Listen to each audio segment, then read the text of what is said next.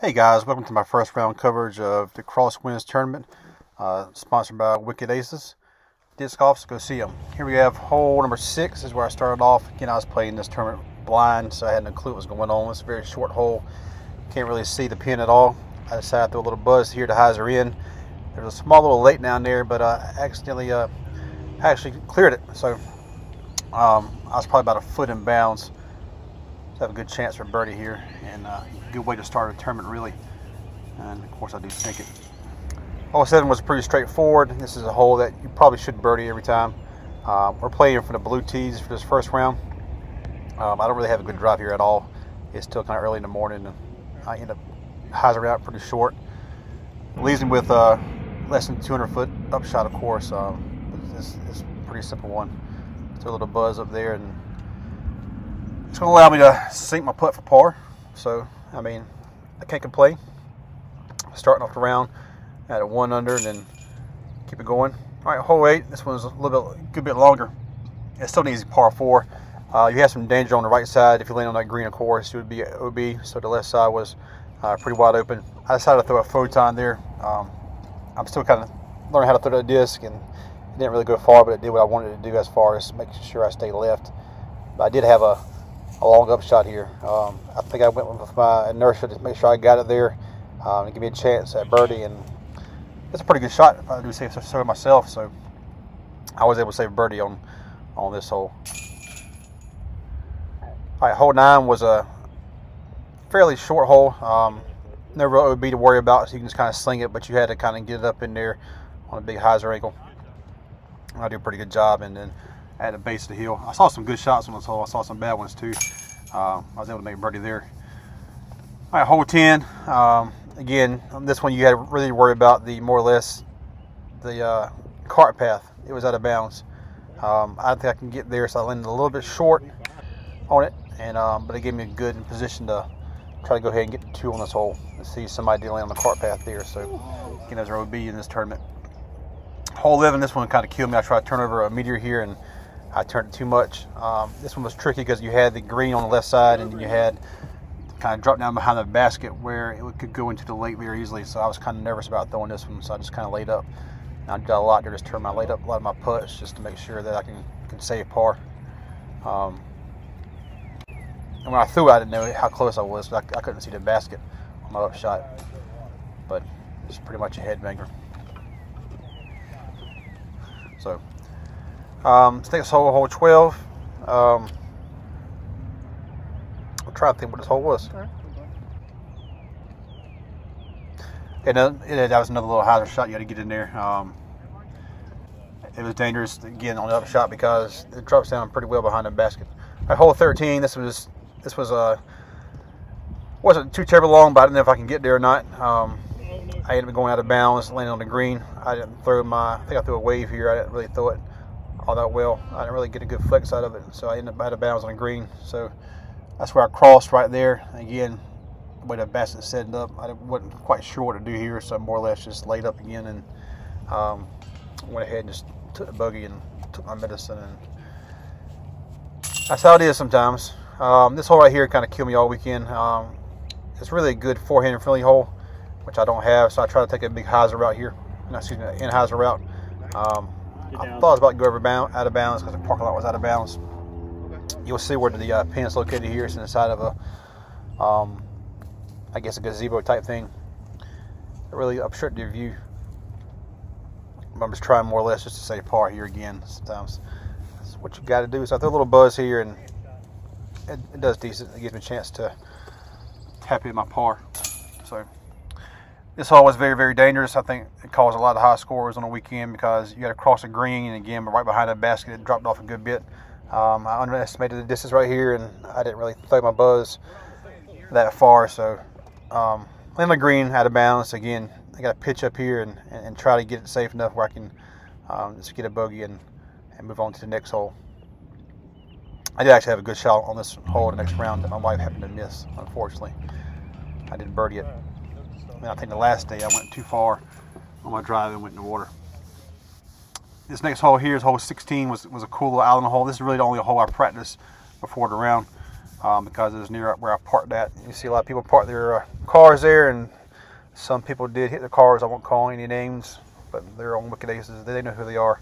I barely stayed in bounds here, thankfully, so I was able to get my 2 here and keep it rolling.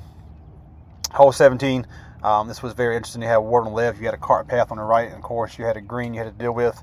This is a par 4.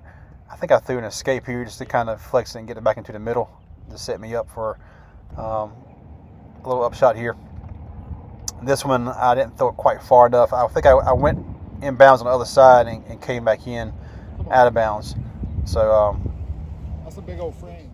I actually was putting for 4 there, so I didn't get the birdie. I had a par because of the OB.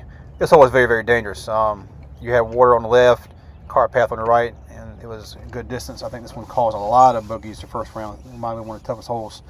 I actually threw in a very beat up escape there just in case I didn't turn over enough. I was just more or less trying to get in a little landing area and land and lay up and try to get there in 2 so I could have a par putt here. I should have made this putt. I just wrong side of the basket, so I took a bogey there, unfortunately. I wish I could took a par there because some people in my car took 8s and 9s. Hole 19, again, you had sand traps and OB on the right with the road to worry about, and you had a green. I had a wrong distance selection here. I think I threw my inertia, and it just never came back. It was too straight and skipped, so I went out of bounds. So I'm already behind the 8 ball here. Again, behind the basket, like I did a lot during the day in this course, everything kind of drops off a good bit. So I just laid it up there and just take my bogey and move on. Hole 1 was an island hole. The island wasn't terribly small, but wasn't very big either. So you had the hardest part was trying to get some of the stick. I went back door there and got it to sneak in, so I was able to get a good 2 here. I think I was the only person on this card actually made the island. Hole 2 was a par 4. It wasn't too difficult for the most part. This is one you should birdie most of the time. I turned it over a little bit too much, but I snuck through some trees here, which left me a pretty short upshot. I just had to keep this one kind of low and give me a chance to sneak it up there so I can get a birdie. A lot of my buzzed a good bit this week. I mean, it was treating me right. So again, a little easy 3. All right, this stretch of holes right here really hurt me all weekend. I don't have the power right here just to get across this green, so I had to really pick a landing zone out, and I thought I did a pretty good job here of throwing it where I wanted to throw. Got a good flex out of the wave, and it came back and it put me in good position for a decent upshot here. But I don't quite be as accurate as I want to be here. Kind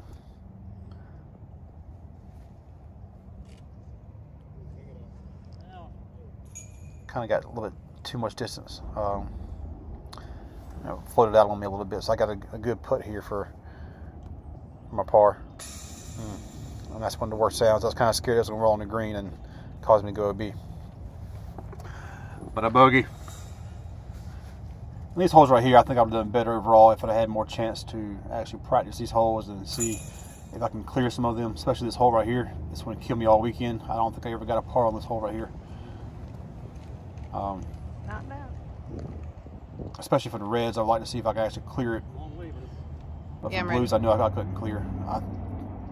My upshot here, I threw, I think my MD here, and I kind of turned too much, and I disc once it turns, and it's never coming back. And this pin placement was very treacherous. Throwing some pine straw, pine straw is very hard to get anything to hold, and you saw the trees around there, so I just took the bogey there. Here, this last hole around, I was just more or less just trying to end on a good note. I think for the blues, I didn't think I could get there, so again, I just kind of laid up to the left. You had a pond to deal with in the middle. You had sand traps long. You had a cart path to the right, so there was a lot of obstacles to kind of deal with.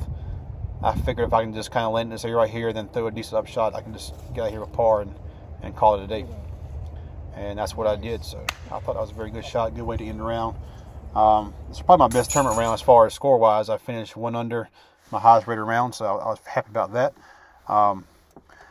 Again, guys, thanks to Wicked Aces for letting me be part of the team this year, and Valerie Williams. We have a lot of good teammates. And then go ahead and visit their website, wickedacesdg.com. Use code FLOWERS15 to save a little bit of money. And thank you for watching, and hopefully you can watch round 2 when I have it posted.